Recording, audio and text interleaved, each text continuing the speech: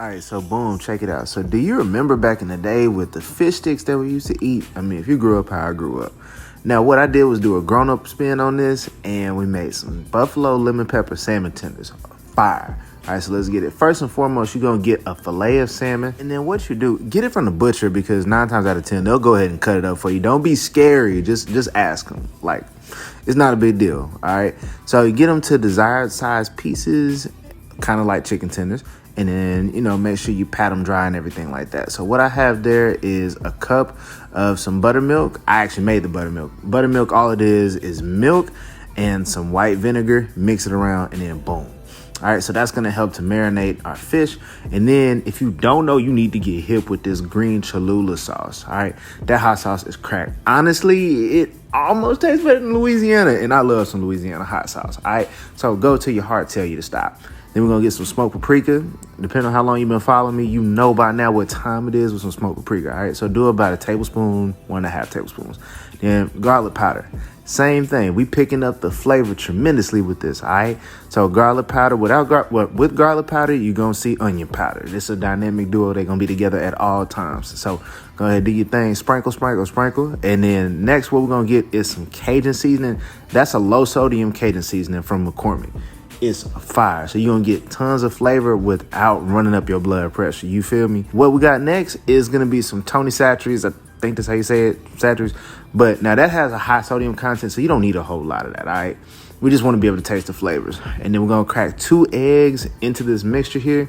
And next, get your hands a little bit dirty. So you're going to go ahead and mix everything together until you feel that it's nice and incorporated and the eggs have been broken down. Then once that's completed, go ahead and set this in the fridge to marinate for at least 30 minutes to overnight. The longer you can do it, the better the flavor's gonna come out. All right, so look, if you don't season your flour, let me just talk to you real quick. Season your damn flour because you need flavor, all right? We ain't eating nothing bland. So we start with a cup of flour and then we're gonna do the same thing with some breadcrumbs. So those are Italian style breadcrumbs.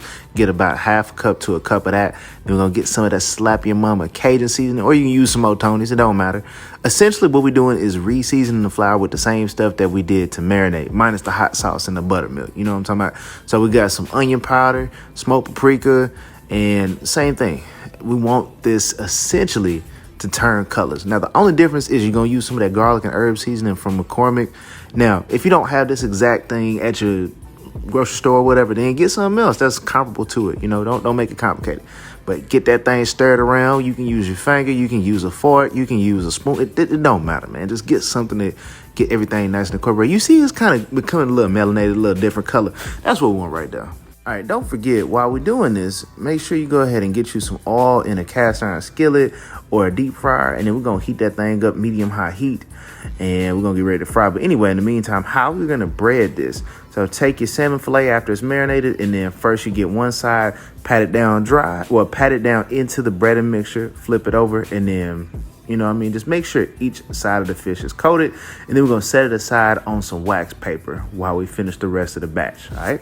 Now, with frying, you want to make sure that all is good and hot, like real hot. You feel me? Just like that. It should be bubbling when you put everything on in.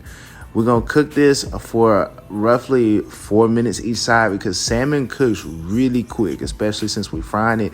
You don't want nothing dried out, I'm trying to tell you. Like, it's not a vibe. So anyway, once it's done, it should be nice and golden, kind of like that. It got a little extra melanin to it because, of course, of the paprika, but it's still going to slap, y'all.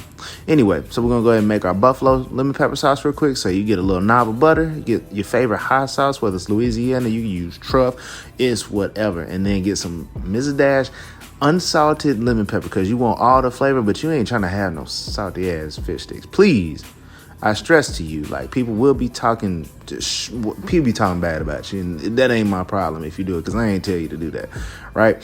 So anyway, what you're gonna do next? Get your sauce, pour it on over after you microwave that butter and everything together. Last but not least, we're gonna make our jalapeno ranch. So you get some jalapeno paste, some cilantro paste, and go ahead and squeeze them on into a sauce bowl, and then you're gonna get about 2 tablespoons of some mayo, and we're gonna get like a 1/4 cup of some buttermilk. If you want it to be a little bit looser, add more buttermilk, and then we're gonna add some Hidden Valley Ranch seasoning, just enough to your taste level. Get everything nice and stirred around, and yo That buffalo lemon pepper with that slight little bit of jalapeno that comes through. My God, my God. Beautiful. All right. And there is your finished product. I just used the lettuce wedge just to make it look pretty and everything like that. You know what I'm saying?